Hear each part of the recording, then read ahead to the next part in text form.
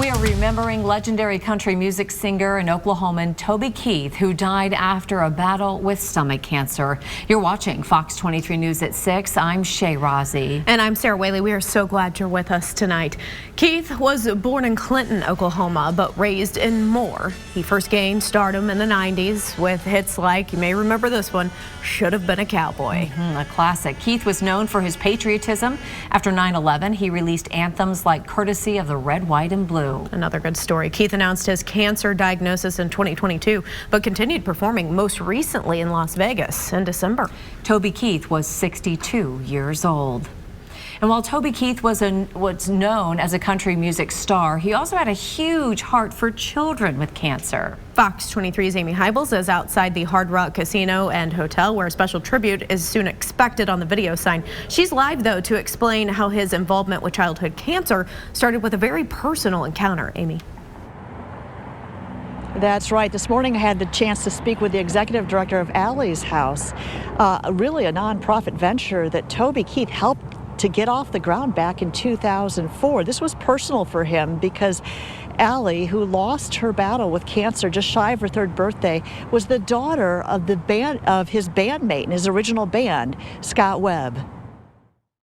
He sent his jet so we didn't have to fly commercial, and we flew straight into Norman and home to where hospice was set up for her, and she passed about a week later. So and then after her passing, he helped us start Allie's House. Linda Webb, the executive director of Allie's House, says this is their 20th year, and they've helped thousands of families across the state with financial help for the families of children with cancer. He watched our daughter go through her fight, and he's the one that came up with the name Allie's House because she was always so excited to get back home. I want to go to Allie's House. So he said, you need to call this organization Allie's House because it just means a safe place. And without Toby, there would be no Allie's House. The Toby Keith Foundation has helped children with cancer since 2006. In 2014, the foundation opened OK Kids Corral, a home for children undergoing treatment for cancer. Melissa Jumper describes how her son Zayden met Keith at the Kids Corral while he was fighting leukemia. She says Toby Keith had a very big heart for children. He shot Toby Keith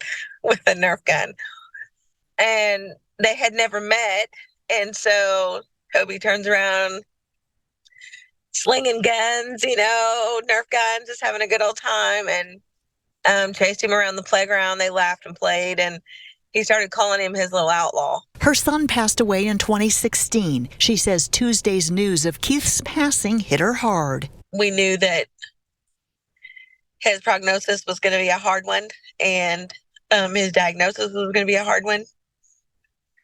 But he was a warrior, just like those kids. He fought like they did, so it was good to know him. Now, Melissa tells us that Toby Keith really liked to take time to get to know people. He took an interest in other people's lives and wanted to know their stories, especially her family's story.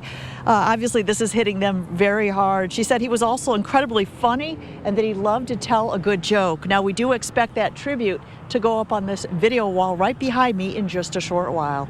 In Catoosa, covering News That Matters, I'm Amy Hybels, Fox 23 News.